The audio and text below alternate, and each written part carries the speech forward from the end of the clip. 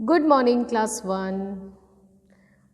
बच्चों, आज हम एक नया पार्ट स्टार्ट करेंगे। दिस इज़ चैप्टर नंबर 10, मेरा देश भारत। मीन्स जिस देश में हम रहते हैं, जहाँ के हम वासी हैं, उसका नाम क्या है, इंडिया या फिर भारत। तो आज हम भारत के बारे में पढ़ेंगे।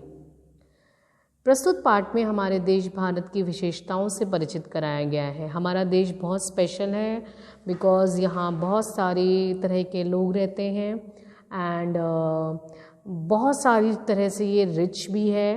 मीन्स यहाँ का जो कल्चर है, जो यहाँ के मॉन्यूमेंट्स हैं, लोगों का जो द वे पीपल बिहेव, इसकी वजह से ये बहुत ही स्पेशल कंट्री है। तो हम देखते हैं कि ये कैसे स्पेशल है। भारत एक विशाल देश है। इसके जैसा सुंदर देश संसार में और कोई नहीं है। भारत एक बहुत बड़ा देश है। You must be knowing it has a very big area.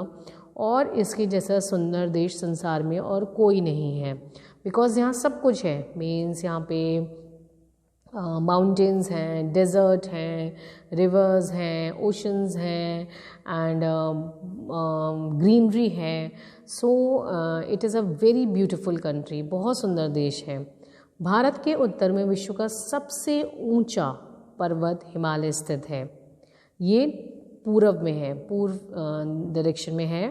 और सबसे ऊंचे पर्वत का नाम क्या है, हिमालय। इसे पर्वतराज भी कहा जाता है।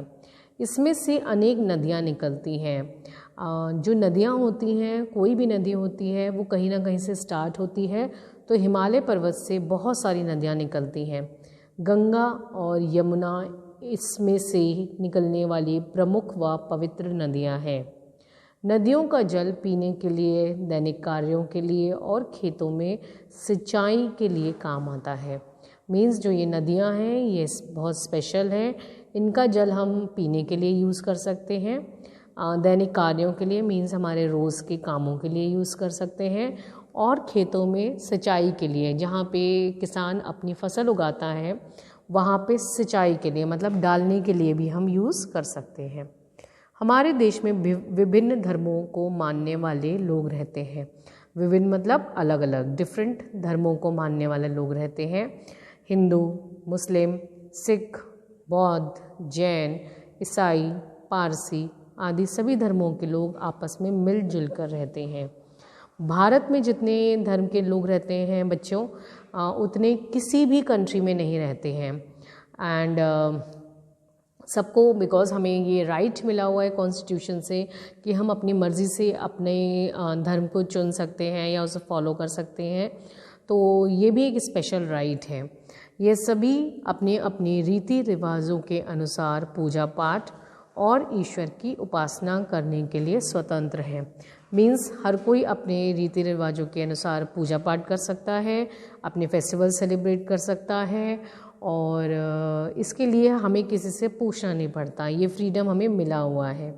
यहाँ मंदिर, मस्जिद, गुरुद्वारा, चर्च आदि सभी धार्मिक स्थल समान रूप से पूजे जाते हैं। इसलिए इसे विभिन्न संस्कृतियों का भंडार कहते हैं। मीन्स यहाँ पे हम देख सकते हैं, आपने भी देखा होगा कि बहुत सारे मंदिर हैं, मस्जिद हैं, गुरुद्वारा है, चर्च हैं, और जहाँ पे लोग पूजा करते हैं। ओके, इसीलिए इसे संस्कृति का भंडार भी कहते हैं। हमारी राष्ट्रभाषा हिंदी है। इसके अतिरिक्त यहाँ अंग्रेज़ी, उर्दू, पंजाबी, तेलुगु, तमिल, बांग्ला, कन्नड़, मराठी, मलयालम, उड़िया आदि अनेक भाषाएं बोली जाती हैं। मीन्स हमारी तो राष्ट्रभाषा हिंदी है, ये हम सब जानते हैं, बट हर जगह पर, इंडिया में अलग अलग जगह पर, भारत में अलग अलग जगह पर अलग अलग भाषाएं भी बोली जाती हैं और लोगों को वो आती भी हैं। So this is also a very special quality of our country. हमारे देश की ये बहुत स्पेशल क्वालिटी है। यहाँ के विभिन्न स्थानों की जलवायु में भी अंतर पाया जाता है। मीन्स जो यहाँ का वेदर है अलग अलग जगह पर अलग अलग तरह का है।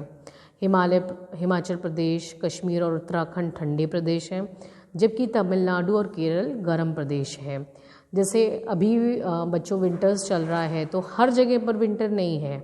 यहाँ पे आगरा में या नॉर्थ साइड में, दिल्ली में, पंजाब में, हिमाचल प्रदेश, जम्मू कश्मीर, यहाँ पे ज़्यादा सर्दी है। बट जैसे आप साउथ की तरफ जाओगे तो वहाँ पे कम सर्दी होगी।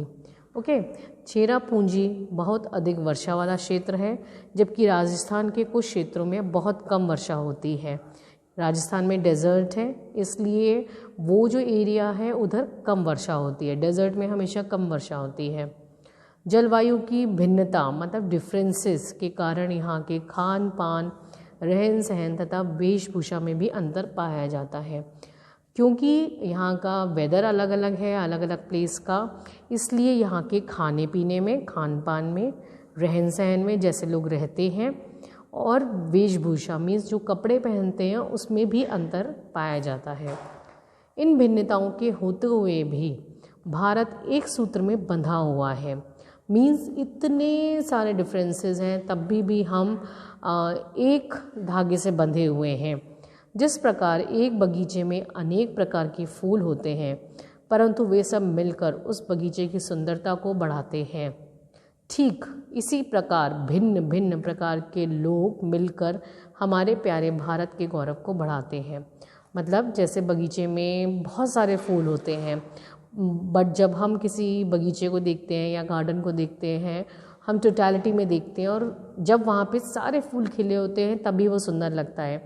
उसी तरह से हमारी कंट्री में भी जब अलग अलग लोग अपनी अलग अलग लाइफस्टाइल को फॉलो करते हैं और अपनी मर्ज़ी से फॉलो करते हैं, तभी हमें रियलाइज़ होता है, हमें एहसास होता है कि हमारा देश कितना स्पेशल है और हमको प्राउड फील होता है।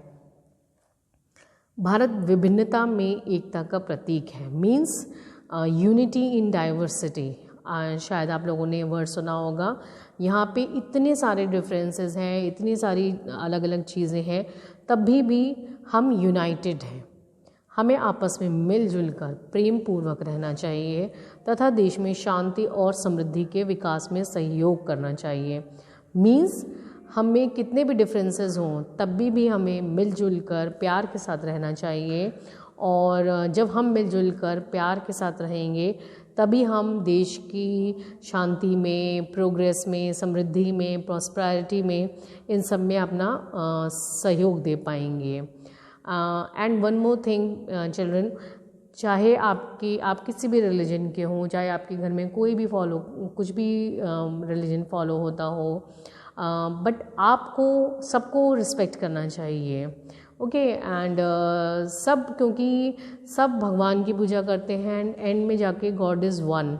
Okay, so don't feel that हम किसी चीज़ में बड़े हैं, दूसरे किसी चीज़ में छोटे हैं, ये वाली फीलिंग नहीं होनी चाहिए।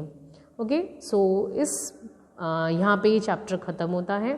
प्लीज़ इस पार्ट को आप दोबारा से पढ़िएगा, बिकॉज इसमें काफ़ी डिफ़िकल्ट वर्ड्स भी हैं, and but you need to learn them like the languages etc. So do a thorough reading and revision of this chapter. Okay, bye bye, thank you.